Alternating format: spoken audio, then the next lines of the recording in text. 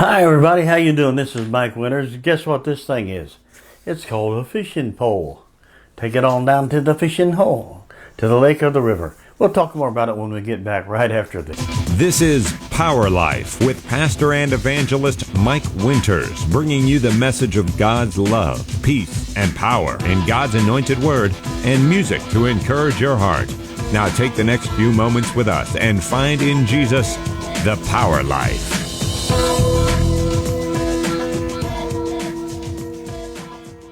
Well, hi everybody, how you doing? This is Mike Winters here on Power Life.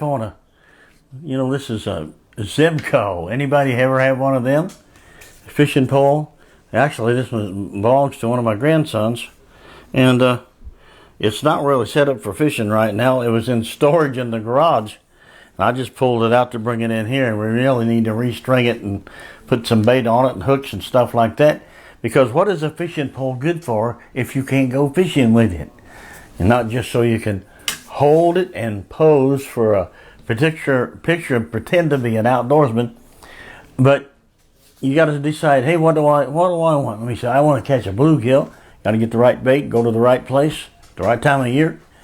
Maybe you're in a boat, maybe you're fishing off the dock, whatever that might be. But you know how these things work. You hold this and then you throw it out, and the bait and the hook and the sinker and the bobber and all that stuff go flying out over the water. Or maybe you fish with a lure, with a artificial lure, things like that. But sometimes fishing can be fun. Bring that thing in, bring that old big old sucker in, and put that guy in the frying pan. Amen. Yeah, just let it go. Amen. So here we go. And how in the world did that happen? Anyway, so let's reel it in. If you've ever been fishing, you know that sometimes you'll be watching, if you're using bobbers and stuff like that, you'll watch the bobber kind of pull down in the water a little bit. Boom, boom. That means something's hitting on it. And if you get it at the right time and then go, pull back on that rod and reel, then you can establish that hook in the jaw of that fish. And then from then on, just keep fighting until you get them in. You might use a net, whatever it might be. But this is a blue Zebco. There was a time when we got our grandsons, Caleb and Josiah, fishing poles. One of them had red, one of them had blue, so there'd be no confusion. Well, they haven't used them lately. Maybe we can get out there again. We also bought them bicycles, stuff like that. Anyway, so fishing. So what is it? Are you hungry to eat fish? Or do you just like the sport of going after it? Some guys like to hunt, and they may eat the meat, but they like to go for the sport of it as well. It's called the old game of, it's the hunt. Outsmarting the whatever you're trying to get, and that kind of thing. But Jesus, when he was here with his disciples, he took a little boy's lunch one time that had 5 loaves, 2 fish, 2 little fish, and 5 loaves of bread, small loaves of bread. And he had thousands and thousands and thousands of people that were there listening to him preach, because he spoke such powerful and hopeful words. And they'd also heard that there were times he healed sick people, he even raised some from the dead. But they heard all about that, so they gathered in big, big numbers. And so there was a time in John chapter 6, and there's other places in the Gospels where it mentions the same thing, where there were 5,000 men, plus women and children. I don't know why they counted it that way, but I guess that's just how they did it. But 5,000 men and women and children, so it might have been 10, 12, 15,000 people there. And the disciples said to Jesus, because I think that the disciples were tired out there in the countryside, trying to run a crusade out in the open, and no McDonald's or anything like that nearby. And they say to Jesus, Lord, they've been with us 2 or 3 days, and a couple of days now, they're probably hungry. You need to send them home so they can have something to eat, unless they faint on the way home, because it's been so long since they've had a good meal. Jesus said, you give them something to eat. 5,000 men plus women and children, and they didn't have a bunch of food with them. And one of the disciples said, if I used, I'm going to just change the money. they said a certain amount of money. If we had $1 million or half, let's say $100,000, it might be kind of hard to feed all these people. But Jesus said, "Is there anybody here that's got any food?" And of course, Jesus was possibility minded, and they were not possibility minded. And so he said, "Is there anybody that's got anything?" So they found a little boy. His mommy packed him a lunch before he headed out. And just think of that whole crowd. Was he the only one that brought any food? Maybe not, but he was the one that was close by, and the one that I guess they could get to surrender what he had to Jesus. They said, there's a lad here who has 5 loaves, 5 barley loaves, and 2 small fish, but what are they among so many people? And Jesus says, "Bring them here." Jesus, are you kidding me?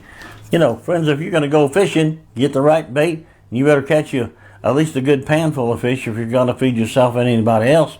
But they had 5 little barley loaves of bread and 2 small fish. And Jesus said, "Bring them here." So Jesus took this 5 barley loaves and 2 fish, and he took them in his hands and looked up to heaven, and he blessed that food. He was probably thanking God for it. And so when he thanked God for it, he was blessing it. And so he started to hand it out to his 12, or I think it was the 12 disciples, and said, "Here, distribute this to the people." In fact, Jesus, even before that, said, "Make them sit down in groups of 50 and 100. So he organized the thing too, amen. He thought it through, had a plan. Of course, he was the creator of everything, so he would have a plan, wouldn't he? But he said, divide them into groups of 50 and 100. And they did that. And so he said, "Come here now, let me give you some fish." And, you know, when you got 12 guys, each one might have got a little tiny piece of that fish in his hand and a little bit of bread. And when they took it out to distribute it to the people, maybe they laid it on a basket, I don't know. But as they went out and distributed it to the people, it kept multiplying and multiplying and multiplying and multiplying and multiplying. When it was all over, they fed 5,000 men plus women and children, and they had 12, 5, 10, 12, 12 baskets full of leftovers. You kidding me? Well, if that kid got any payback on what his investment, he maybe was able to take enough food home to feed his family for a couple of days, maybe. So, but 12 baskets full of the fragments, it said, both of the fish and the bread, and way more than they even started with. And yet, so Jesus, the point, friends, is Jesus can take the little you're willing to give him if you fully surrender it to him and make more of it than you ever thought. You may even think of this as your own life. Who am I? What do I have? What can I do? And say, "Lord, but I give you my life, Jesus. I give you my life." And with that, just do with it what you can. I heard a person one time say that when they got saved, they didn't know what to say because they weren't really religious. They didn't know some fancy prayer to say, so all they knew to say was, "Jesus, take my life and do something with it." And boy, did he. That person was used in ministry for decades and won a lot of people to Jesus, without getting into all the details about that. But just think of that. Let Jesus have your life.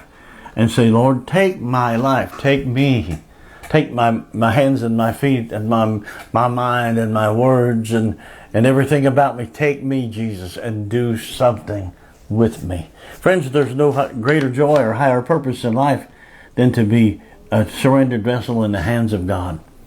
Because the God who made everything, the God who loves, the God who can feed the multitudes like that out of nothing, the God who created the stars and space and all the vast expanses of the universe by his own words, that God, if he gets a hold of your life can turn into something wonderful, useful, valuable, and he can do miracles through your life. In fact, your life will become a miracle because good things will happen through you that you could never do if it wasn't for God. And so I'm thinking of that. We just, as we said in recent, we just a week or so ago retired from our last pastorate. We were there for 12 and a half years. Altogether, we pastored maybe 4 or 5 different churches, plus I was somebody's associate a couple of times. And then there was a little time in between where when I had a Christian rock and roll, well, I don't say rock and roll group, but Christian contemporary group. And we went out and did a lot of the songs that I write and traveled from place to place, coffee houses and churches and things like that. We had a good time. People received us. It was a good time. But we did that. So in other words, I've had 4 decades or so. That's right. Yeah, 4 decades of ministry. And I'm just saying, it's always the most wonderful feeling to say, God, I can't make anything of myself, and of myself I can't do anything worth a lot.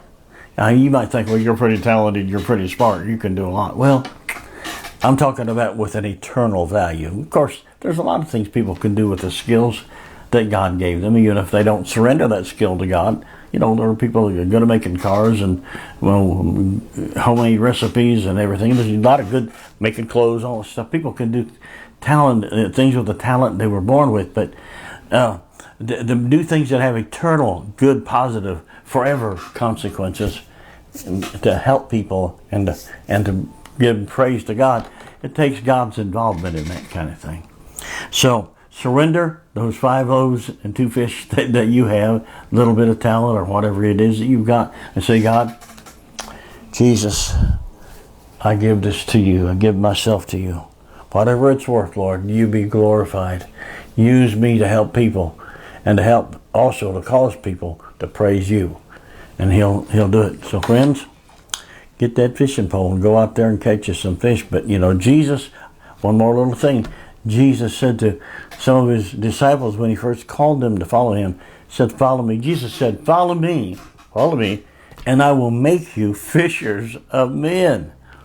Cast that net out there, throw that line out there. In other words, put out the gospel of Jesus.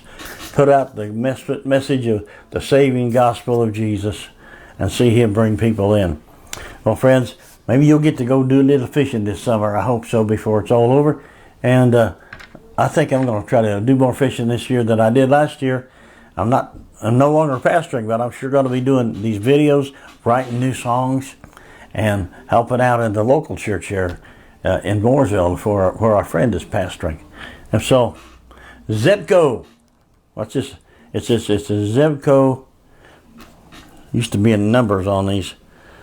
It says Zebco Slingshot. It's a Zebco Slingshot.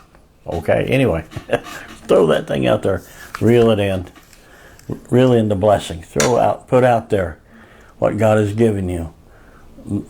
Put out love and helping God, people and glorifying God, serving God and helping people.